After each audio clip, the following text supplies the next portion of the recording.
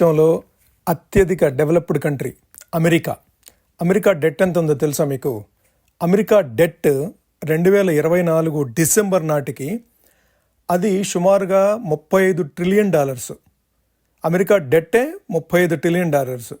అదే America GDP కనుక చూసుకుంటే అమెరికా జీడిపి $30.3 ట్రిలియన్ మాత్రమే. అది 2024 ఆఖరికి. పర్ క్యాపిటా ఇన్కమ్ చూస్తే $89,678.